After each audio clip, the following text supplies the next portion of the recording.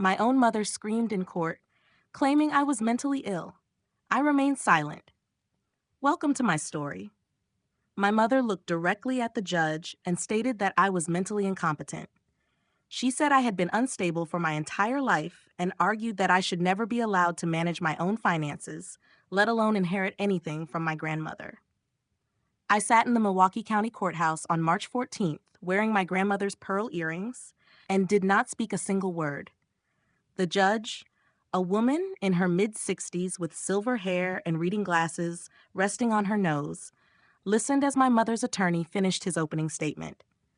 Then she turned to him with an expression I had seen many times before during my career, the look she used when something did not make sense.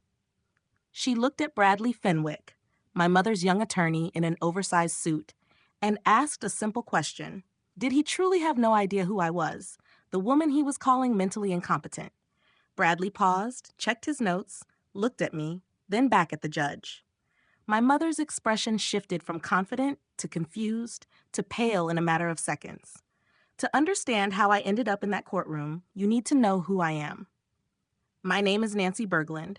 I am 33 years old, and I work as a certified fraud examiner in Milwaukee, Wisconsin.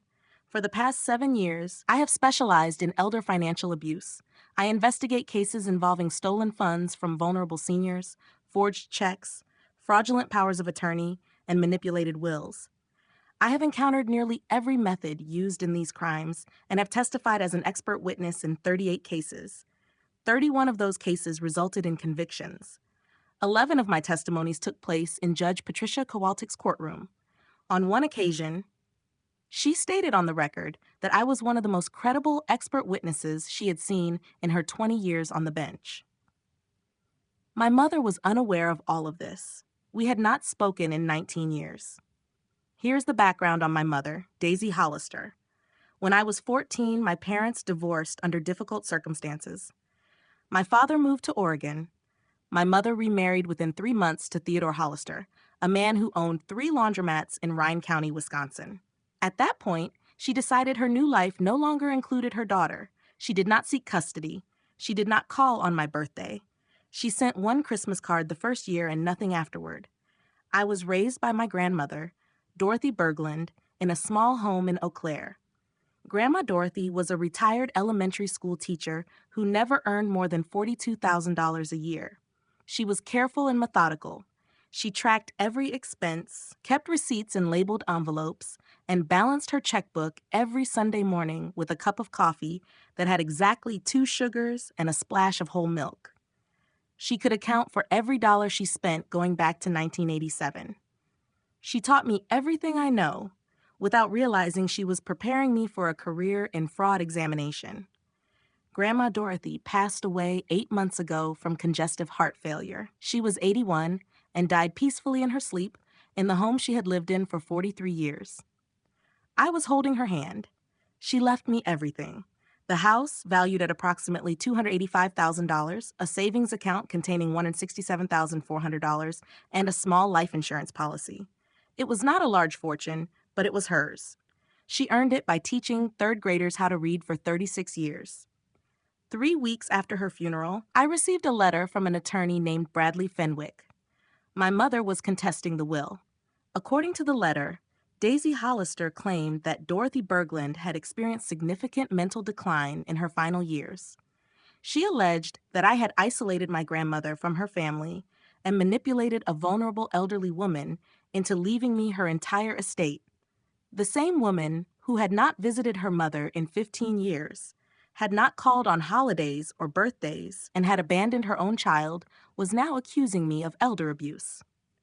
I laughed when I first read it, then stopped when I reached the part stating that my mother had documentation. She claimed to have evidence of my mental instability dating back to my teenage years. She was asking the court to declare me mentally incompetent and appoint a conservator to manage my grandmother's estate. The proposed conservator was Daisy Hollister.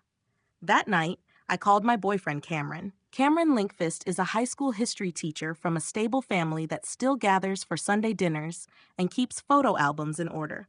His parents have been married for 41 years. He does not understand family dysfunction the way I do. He suggested I reach out to my mother thinking there may have been a misunderstanding or unresolved guilt motivating her actions. I love Cameron, but sometimes his optimism feels disconnected from reality. My mother remembered the exact balance of my grandmother's savings account, $167,400, and included that figure in a legal filing. At the same time, she could not remember whether my birthday was in March or May. Memory can be selective when money is involved. Before continuing, if you are enjoying this story, please subscribe and leave a comment sharing where you are watching, what time it is there. I read every comment, and your support truly matters to me. Now back to my mother's plan. Within 2 weeks, the situation escalated. She was no longer just contesting the will. She filed a formal petition with probate court, claiming I was mentally incompetent and requesting the immediate appointment of a conservator. She sought emergency authority and asked the court to freeze my grandmother's accounts until a ruling was made. Her evidence was creative. I will acknowledge that. Because she was my legal guardian at the time, her name appeared on my school intake paperwork, which apparently gave her attorney enough justification to request copies. After she abandoned me, I spent roughly 8 months speaking with a school counselor about depression and adjustment difficulties. That reaction is entirely normal when a parent decides their child is no longer worth keeping. The counselor documented that I was struggling with abandonment issues and low self-esteem. My mother's attorney presented those notes as evidence of lifelong mental illness. She also submitted a signed statement from my stepsister, Merlin Hollister. Merlin is 28, Theodore's daughter from his first marriage. In her statement, she claimed I had always seemed unstable and unpredictable, and that she questioned my ability to manage finances. Merlin was 9 years old the last time she saw me. We have not spoken in 19 years. She knows nothing about my adult life. However, once a petition like this is filed, facts matter less than procedure. It does not matter how weak the claims are. The process moves forward regardless. You are required to respond, hire legal counsel, appear in court, and effectively prove you are sane. While that happens, the information spreads. My firm placed me under administrative review. My supervisor, Harold, a fair man who hired me directly after my certification, called me into his office and explained their position. He believed me and understood the situation was unfounded, but the firm could not rely on an expert witness whose mental competence was under review in another court. It was a liability and credibility issue. I was not terminated, but I was sidelined. No new cases, no testimony, no meaningful work.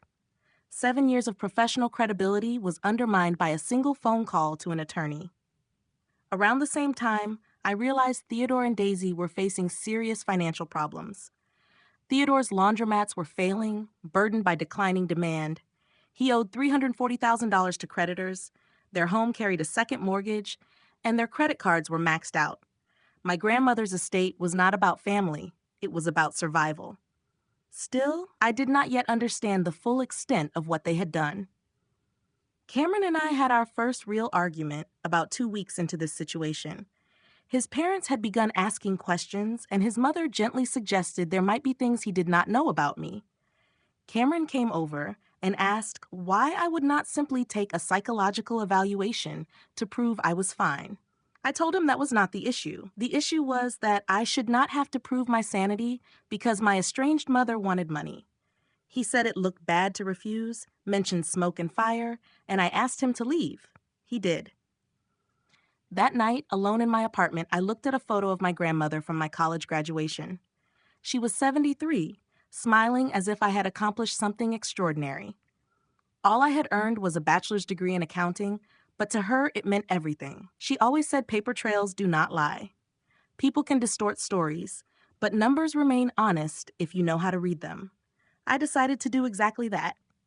I was still listed as a joint holder on her bank account, added 2 years before her death when she was fully lucid. She said it was for convenience, but I now believe she was being cautious.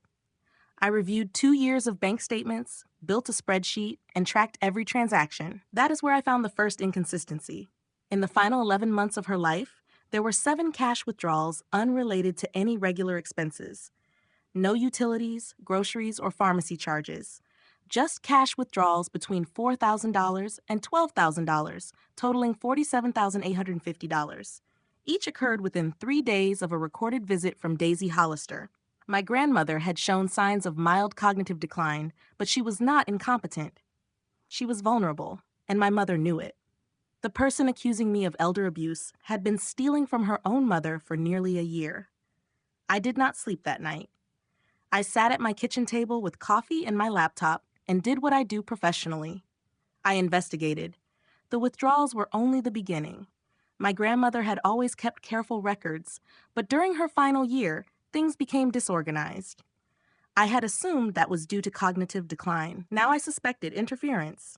The following weekend, I drove to Eau Claire to review her home more thoroughly. Cameron offered to come, but I needed to do it alone. The house still smelled like her, lavender, old books, and that particular cleanliness of her generation.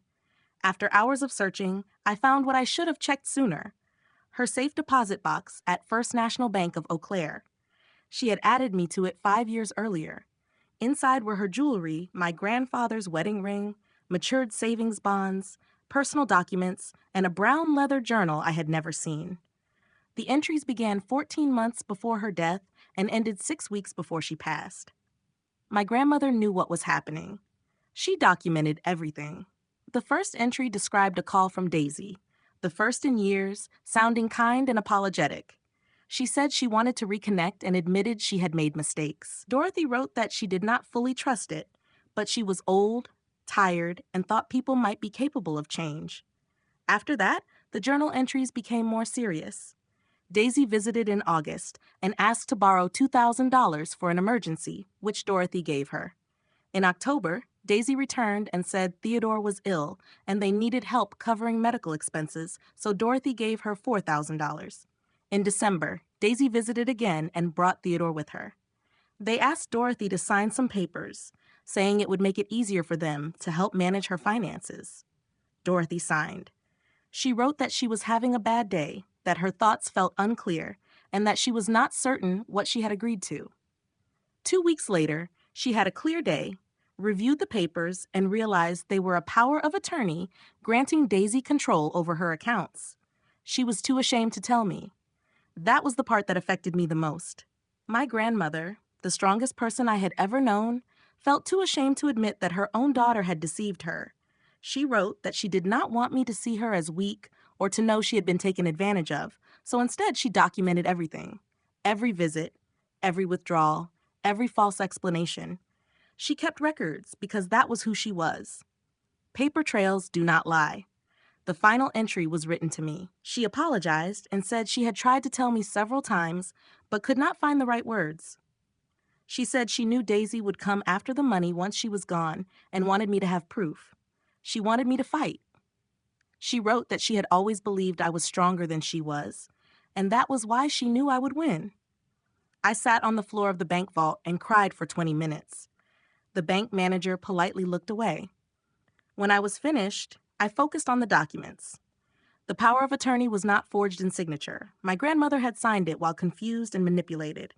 The notarization, however, was fraudulent. The notary stamp belonged to a man named Ray Gustoson, who had retired in 2019. The document was dated 2024. An old stamp had been used on a new document. It was careless, obvious, and a felony. I then researched Theodore Hollister's background. What I found was disturbing. His first wife died in 2012. His mother died in 2017. In both situations, questions had been raised about estate handling, and in both cases, money had gone missing. No charges were filed, but the pattern was clear. Daisy had not married someone desperate. She had married someone experienced. I was not their first target, only the one who knew how to respond. I contacted my attorney, Caroline Jankowski, the next morning. Caroline was 52, a former prosecutor who had moved into civil litigation after years in criminal court. She was efficient, direct, and not inclined toward emotional reassurance. I shared everything with her: the journal, the bank records, the false notarization, and Theodore's history. She paused, then said this was no longer just a civil dispute. It involved federal wire fraud, mail fraud, and elder financial exploitation, possibly more depending on what surfaced. She asked what I wanted to do. I said I wanted to stop them. but correctly. I wanted them confident in their position, committed to their claims under oath. I wanted the judge to see who they were before seeing who I was. Caroline said she was glad to hear that. The hearing was scheduled for March 14th, giving us 6 weeks. I treated the case like every investigation I had ever handled. I built files, constructed timelines, cross-checked documents, and verified every detail repeatedly. Caroline filed my response to my mother's petition. It was intentionally minimal. We denied the claims, stated my mental competence, and requested a hearing. No evidence, no counter-arguments, nothing revealing strategy. Bradley Fenwick called Caroline the following day. She told me he sounded unsure. He asked if that was all we had. Caroline said I looked forward to my day in court and was confident the judge would recognize the truth. He likely assumed I was bluffing or unprepared. 2 weeks before the hearing, Bradley scheduled my deposition, a standard step meant to gather testimony under oath before trial. I kept my answers brief. He asked about my education. I said I held a bachelor's degree in accounting. He asked about my work. I said I was an accountant. He asked about my mental health. I said I had spoken to a counselor briefly as a teenager after my parents' divorce. I did not expand, justify, or volunteer information. My mother observed the deposition through a video link. I watched her expression move from anxious to confused to satisfied over the 2-hour session. She believed I was defeated. She did not realize I had spent 7 years questioning fraudsters, embezzlers, and money launderers, or that the calm, flat version of me was intentional. The performance worked. A week before the hearing, something unexpected occurred. Through my attorney, I received a message from Merlin Hollister. She wanted to meet. Caroline advised against it, warning it could be a setup. But during the deposition, I had noticed something. When Theodore's name came up, Merlin's jaw tightened. When Daisy laughed, Merlin looked away. There was something beneath the surface, possibly fear, resentment, or a mix of both. I agreed to meet her at a coffee shop in Walka, halfway between Milwaukee and Eau Claire, a neutral location. Merlin Hollister did not match my expectations. She looked thin and exhausted, with dark circles under her eyes and nails bitten down to the skin. She ordered a black coffee and never touched it. She apologized for the statement she had signed and said her father had written it and instructed her to sign. She said she had no real choice.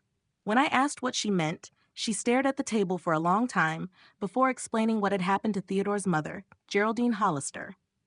Geraldine died in 2017 at age 79. She lived in a nursing home in Scranton, Pennsylvania, and had severe dementia, far beyond the mild decline my grandmother experienced. She often did not know her own name. Theodore held power of attorney and managed her finances. When she died, almost nothing remained in her estate. Her home had been sold and her savings depleted.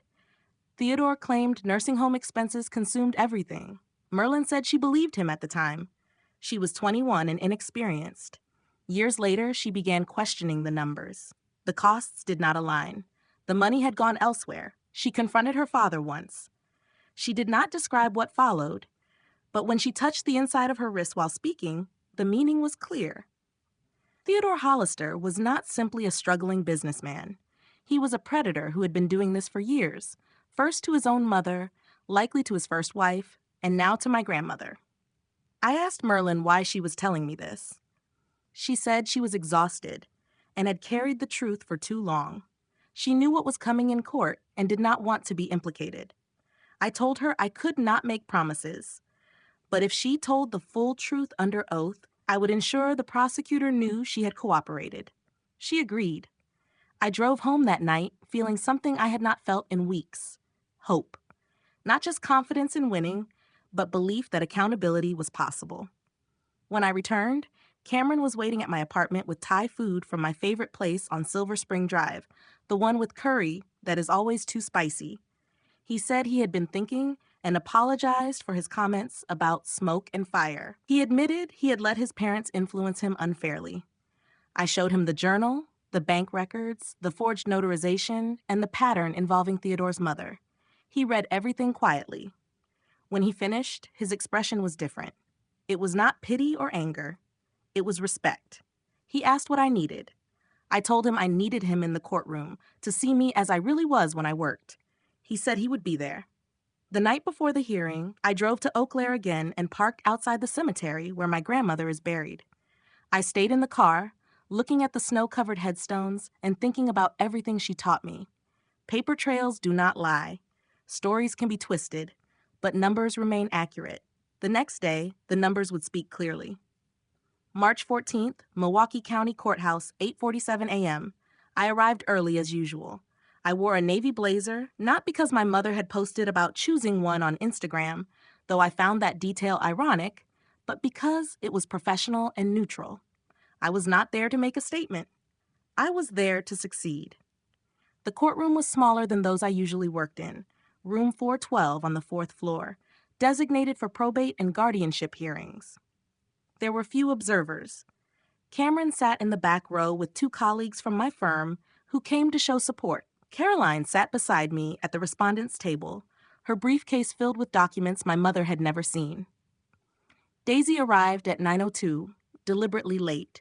She wore the same navy blazer from her post and pearl earrings I recognized as my grandmother's. She must have taken them during a visit, and that detail angered me more than anything else. Theodore followed her, wearing an expression of rehearsed concern, playing the supportive husband. Merlin entered last, avoiding eye contact and staring at her hands at the end of the bench. Bradley Fenwick shuffled papers and checked his phone before the judge entered, still looking like someone wearing a borrowed suit. When Judge Patricia Kowalczyk entered, she reviewed the file, looked at the petitioner's table, then at me. I saw the moment of recognition. She did not comment, but I knew she understood. Bradley delivered a 12-minute opening, presenting Daisy as a concerned mother and my grandmother as a vulnerable woman who had been isolated and manipulated. He used my teenage counseling records as evidence of instability. He never mentioned my profession or research beyond the surface. He assumed an accountant was just an accountant. When he finished, the judge asked if the petitioner wished to speak. Daisy stood and began calmly, expressing concern for me and claiming she only wanted to honor her mother's wishes. Then her tone changed. She pointed at me and said I was mentally ill, incompetent, and unfit to manage finances or inherit anything. I remained still, hands folded, waiting. Judge Kowalczyk watched without reacting. Then she turned to Bradley and asked a simple question. Did he truly have no idea who I was, the woman his client had just called mentally incompetent? Bradley hesitated, checked his notes, and replied that I was an accountant working in Milwaukee. The judge looked at him, then turned to Caroline. Caroline stood and said, "We wish to present evidence that would significantly change the court's understanding of the case." Judge Kowalczyk nodded. Caroline opened her briefcase and handed a copy of the evidence package to the clerk, who passed it to Bradley. She provided another copy directly to the judge. She began with the bank records, walking through the timeline of withdrawals totaling $47,850 over 11 months. 7 withdrawals, each occurring within 3 days of a documented visit from Daisy Hollister. At first, Bradley's expression did not change. He appeared to be waiting for a tactic or misdirection. Then Caroline introduced the power of attorney document and pointed out the notary stamp. She presented the retirement records of Ray Gustosen, showing he had surrendered his notary commission in October 2019. The document, however, was dated March 2024. Bradley's face lost color. Caroline then presented the journal and read selected entries aloud. My grandmother's words described exactly what had been done to her, her confusion, her fear, and her shame. I watched my mother as the entries were read. Daisy's expression moved from confusion to shock, and then to something close to indignation. She was not embarrassed by her actions. She was angry they had been exposed. Theodore's reaction was restrained. He sat motionless, like someone who had seen this outcome before and recognized the moment it arrived. Caroline concluded by outlining the broader pattern, including the suspicious financial activity involving Theodore's mother and the missing funds. She informed the court that the FBI had been notified and was opening an investigation into potential wire fraud and mail fraud. When Caroline sat down, the courtroom was silent. Judge Kowalczyk turned to Bradley and asked if he had a response. He requested a short recess, which the judge allowed. I watched him walk over to Daisy and whisper to her. I could not hear the words, but I saw the impact. Her face shifted from anger to confusion to pale realization. He was explaining who I was, what I did, and how many times I had testified in that very courtroom. She looked at me then, truly looked at me, for the first time in 19 years. I did not react. I simply met her gaze and waited. When the hearing resumed, Bradley stood and announced that his client wished to withdraw the petition. Judge Kowalczyk declined. She stated that based on the evidence presented, dismissal was not appropriate. She said the matter would be referred to the district attorney for possible criminal charges and that the evidence would be forwarded to the FBI's Milwaukee field office as part of an ongoing investigation. She denied the petition with prejudice. The entire proceeding lasted less than 2 hours. There was no confrontation, no spectacle, just clear evidence and a quiet ruling. That is how justice typically works, through documentation, not drama. Before closing this story, I want to say this sincerely. If you have stayed with me to this point, thank you. If you found value in this story, please subscribe and leave a like. Your support allows me to continue sharing these experiences. After the hearing, events moved quickly. 3 days later, FBI Special Agent Tina Morales contacted me. She had reviewed the evidence and pulled Theodore's financial records going back 15 years. She identified additional patterns I had not yet uncovered. Theodore and Daisy Hollister were arrested on April 2nd and charged federally with wire fraud, mail fraud, and financial exploitation of a vulnerable adult. The indictment spanned 18 pages. The investigation into Theodore's mother's estate was reopened. Forensic accountants uncovered more than $200,000 in unexplained transfers during the 3 years before her death. Geraldine Hollister had owned her home outright, received a solid pension, and saved carefully throughout her life. By the time she passed, nothing remained. Theodore had done this to his own mother and then repeated the process with mine. Merlin testified for the prosecution, providing full details about her father's finances, behavior, and methods. In exchange for her cooperation, she received immunity. I cannot say whether that was fair, but I know she was also a victim. The trial lasted 2 weeks. I attended only for my testimony and the verdict. Daisy Hollister was convicted on 4 counts and sentenced to 5 years in federal prison, with a minimum of 4 years before parole eligibility. She was ordered to pay full restitution of $47,850 plus interest and penalties. Theodore Hollister was convicted on 7 counts and sentenced to 6.5 years at a federal facility in Minnesota. His laundromats were seized and liquidated, with proceeds distributed to creditors and victims. Their home was sold at auction. Their country club membership had already been revoked for unpaid dues. Everything built on stolen money was dismantled.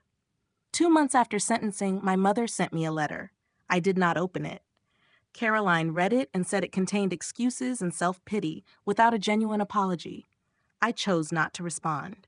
Some records are not worth preserving. My grandmother's estate was finalized in July. I kept the house in Eau Claire. Cameron and I spend some weekends there when we need quiet, drinking coffee on the porch where she once balanced her checkbook on Sunday mornings. I kept her journal, no longer as evidence, but as her final words to me, a reminder that even when she was frightened and ashamed, she never stopped protecting me. Cameron proposed in October at the Olive Garden on Route 9 in Wauwatosa, where we had our first date 5 years earlier. The food is ordinary, but the memories matter. I said yes. My grandmother would have approved. My firm reinstated me the week after the hearing. My supervisor apologized personally. My first case back involved an 84-year-old woman whose nephew had stolen $89,000 from her retirement account. We recovered every dollar, and he received 4 years. Some people think revenge is about anger or retaliation. It is not. It is about balance. It is about ensuring that those who believe they can take without consequence learn that they are wrong. It proves that patience, integrity, and careful documentation will always outweigh greed. My mother believed I was weak because I stayed quiet. She believed I was broken because I did not respond immediately. She forgot that I was raised by a woman who kept receipts. Thank you for staying until the end. If you want another story like this, one is already waiting for you.